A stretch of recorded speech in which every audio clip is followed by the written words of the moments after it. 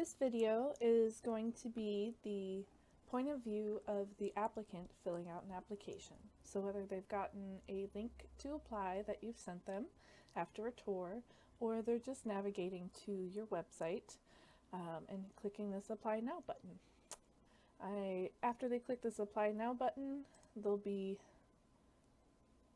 prompted to log into the applicant portal. But since I'm going to be doing this in our test environment, I have it open over here. So to register, click here to register.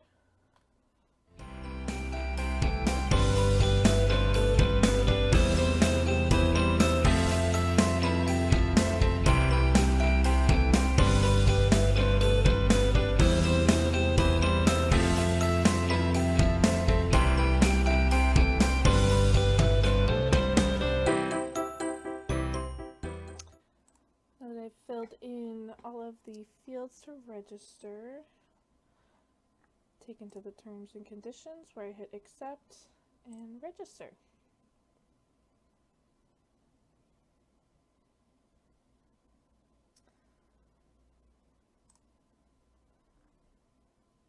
Once inside the application, you'll be taken to the floor plans page. Keep in mind that the colors and all the website features from your live website will carry over to the online application.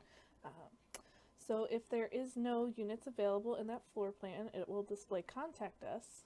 There is a 1x1 available, so it will display continue.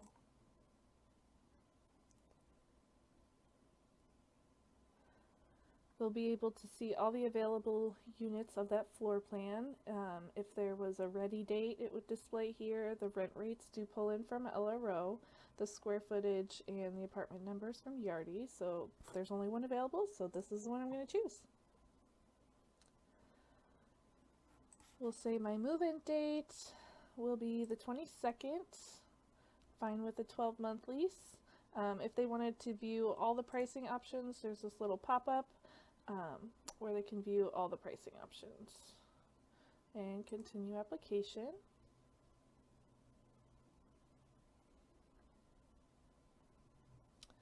The next step is to sign the privacy policy and your rental screening criteria. These are required. You can tell by the little asterisks next to the document name. Clicking on sign will allow them to electronically sign. They have to agree to the disclosures and consents by Rent Cafe first. They can either write a signature, but for the sake of time, I'm just going to choose a script signature. And hopefully they will take some time to read through these. But for testing purposes, I am just going to scroll down and sign them.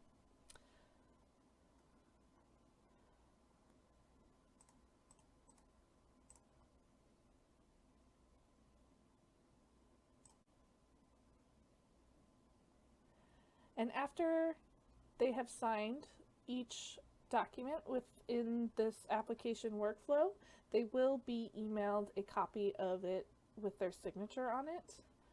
And it's also located here. It'll be stored on the portal and in their email. Once completed signing the privacy policy and rental screening criteria, we will click continue to fill out all of our applicant information. There are some instructions and disclaimers for the applicants to read. Since they filled out their name and phone number and email and terms, those should all be automatically filled in. Please note that there tells them where to put additional occupants, including dependents.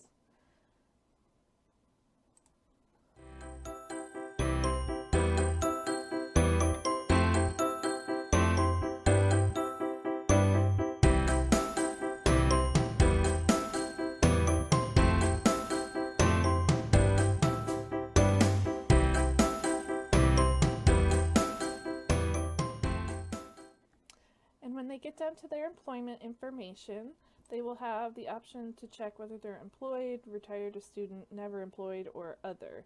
If they're employed, certain fields become required. If they choose retired, It only requires the monthly income. Student doesn't require any. Never employed doesn't require any. And other would require the monthly income.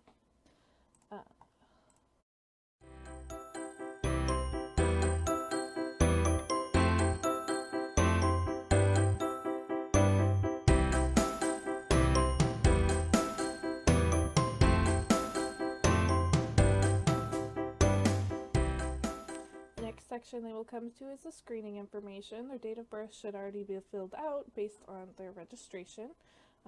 Yes or no if they have a social security number. I'm going to be putting in all fake values. Whether or not they've been evicted. This would be their driver's license.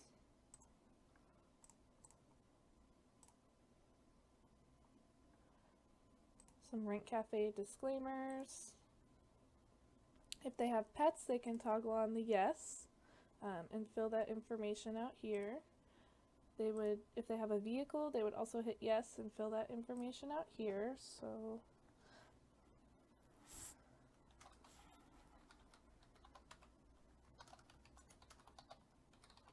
and yes, I really do have a 1993 Cadillac Coupe de Ville in red. It's pretty awesome.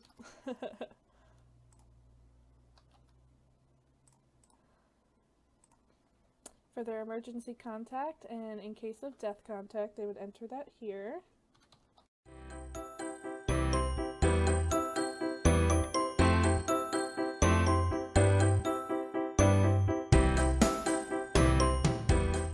And then they are prompted to enter some additional questions.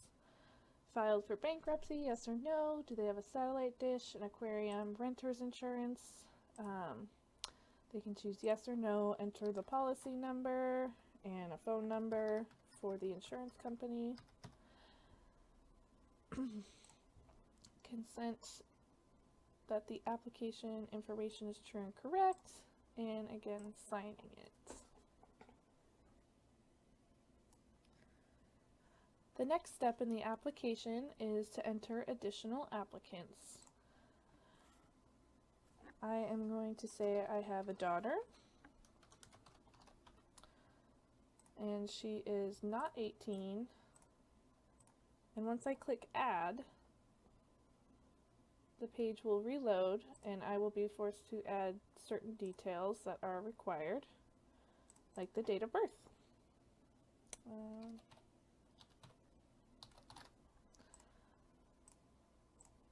Save details. I'm going to add another applicant, and they will be over 18, so you guys can see what happens then.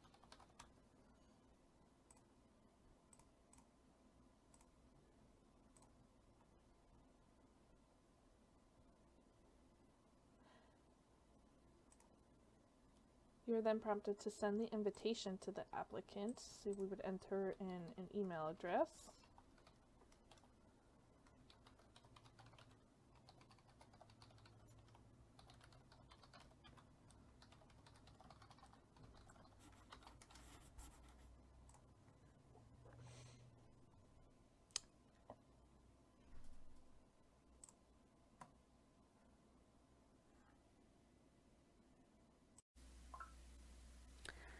After adding any additional applicants, whether dependents or roommates, they will be taken to step 5, which is application charges. Here they will see various forms that also need to be signed.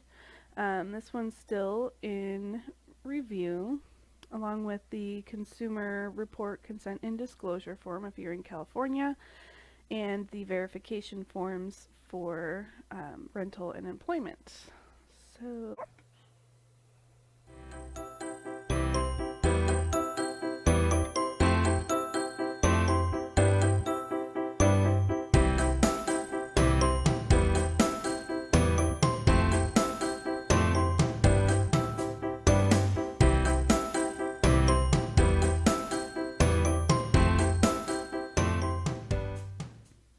after they've completed all the required signatures, they can scroll down to view the payment and pay their application fee. If they had invited any additional applicants, they would have the option to pay that fee for them or toggle it on and off by the checkbox. But in this video, I only have one applicant, so we're going to add the bank account. And on the Real Prospect portal, they will have the option to pay by check or, not check, sorry, credit card or debit card.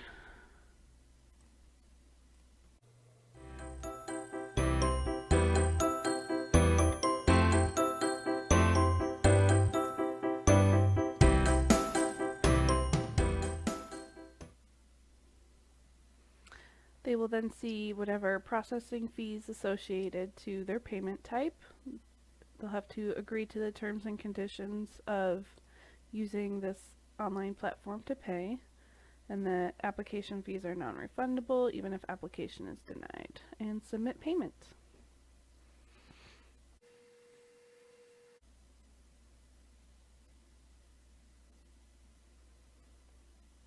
Alright, they get the confirmation number and also an email, and their application is completed.